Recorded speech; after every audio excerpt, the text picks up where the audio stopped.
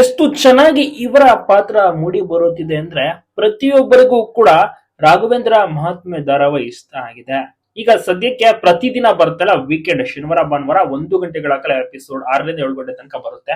ಎಲ್ರು ಕೂಡ ನೋಡಿ ಖುಷಿ ಪಡ್ತಾರೆ. ಅದರಲ್ಲಿ ಒಂದು ಪವರ್ಫುಲ್ ಪಾತ್ರ, ಇಂಪಾರ್ಟೆಂಟ್ ಕ್ಯಾರೆಕ್ಟರ್ ಅಂದ್ರೆ ಅದುವೇ ಗೋಪಿಕಾಂಬ ಪಾತ್ರ. ಸೊ ಇವನೇ ಮಾಡ್ತಾ ಇರೋದು, ನಡೆಸ್ತಾ ಇರೋದು. ಹೆಸರು ಶ್ರೀಲತಾ ಅಂತ.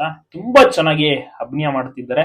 ಕೊಟ್ಟಿರುವಂತ ಒಂದು ಪಾತ್ರಕ್ಕೆ ಜೀವ ತುಂಬಿ ನಡೆಸ್ತಾ ಇದ್ದಾರೆ. ಒಂದು ತಾಯಿಯ ಪಾತ್ರ, ವೆಂಕಟನಾಥನ ತಾಯಿಯ ಪಾತ್ರ, ತಿಮ್ಮಣ್ಣ ಭಟ್ರ ಒಂದು ಪತ್ನಿಯಾಗಿ, ಮಡದಿಯಾಗಿ ಕಾಣಿಸ್ಕೊಂಡಿದ್ದಾರೆ. ತುಂಬಾನೇ ಒಂದು ಚೆನ್ನಾಗಿರುವಂತಹ ಪಾತ್ರ, ಎಲ್ರಿಗೂ ಕೂಡ ಖುಷಿಯಾಗಿದೆ. ಸೊ ನೀವು ಕೂಡ ನೋಡ್ತಾ ಇದ್ದೀರಾ ಧಾರಾವಾಹಿ ಯಾವ ರೀತಿ ಚೆನ್ನಾಗಿ ಬರ್ತಾ ಇದೆ ಅಲ್ವಾ.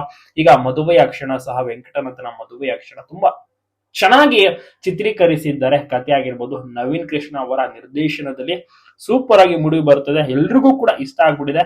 ಪ್ರತಿ ದಿನ ನೋಡ್ಬೇಕು ಅಂತ ಆಸೆ ಪಡ್ತಾರೆ. ಮುಂಚೆ ಪ್ರತಿದಿನ ಬರೋದು, ಆದ್ರೆ ಈಗ ವೀಕೆಂಡ್ ಗೆ ತಗೊಂಡೋಗಿದ್ದಾರೆ. ಯಾಕಂದ್ರೆ ಬೇರೆ ಧಾರಾವಾಹಿಗಳಿಗೆ ಜಾಗ ಮಾಡಿ ಕೊಡ್ಬೇಕಲ್ಲ, ಆದ ಕಾರಣ.